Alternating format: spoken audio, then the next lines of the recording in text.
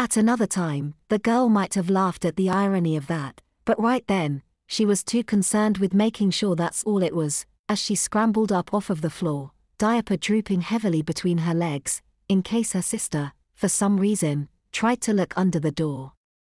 She nudged her stuffed animals under her bed with her foot, reflexively cursed when she also hit her bottle, one of Camelia's old ones, and knocked it over. Not that it would have made any difference, even if anything'd had a chance to get out before she snatched it up and set it on her desk, since it was just water, but she couldn't help herself. Her sister sighed. "Fine, be that way," she said. "Wait," the girl blurted out, before her sister's footsteps moved too far from her door. "Look, I'm just getting ready for a shower." There was a pause, and the girl started to wonder if perhaps her sister had just tiptoed the rest of the way to her own room.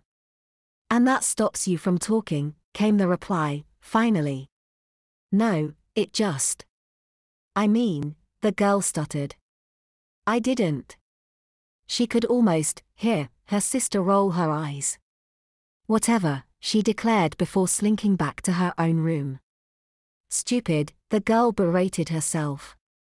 "Piss her off at you even more." She looked down at herself, shaking her head. She hadn't even tried to patch things up with her sister after dinner, just went back to her room to, as her sister had put it, act like a baby.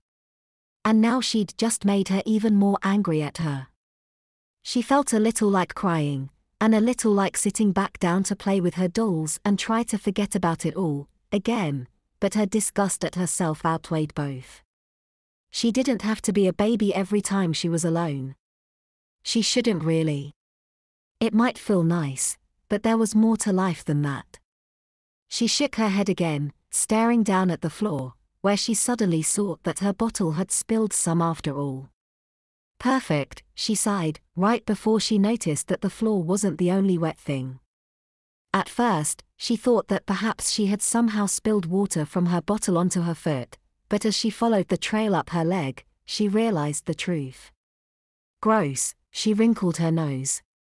She thought she had gotten so good at judging when her diapers could take another wetting, and when they couldn't, but apparently, she had been mistaken. "Crap," she growled, waddling back to her bathroom, legs wide to try to avoid putting too much pressure on her soaked diaper.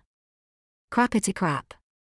Even though the door to her room was closed and locked, as always when she was going diapered behind it, she closed and locked her bathroom door as well, before opening the cabinet beneath her sink and crouched to grab the can of air freshener, and a garbage bag from the box she kept down there.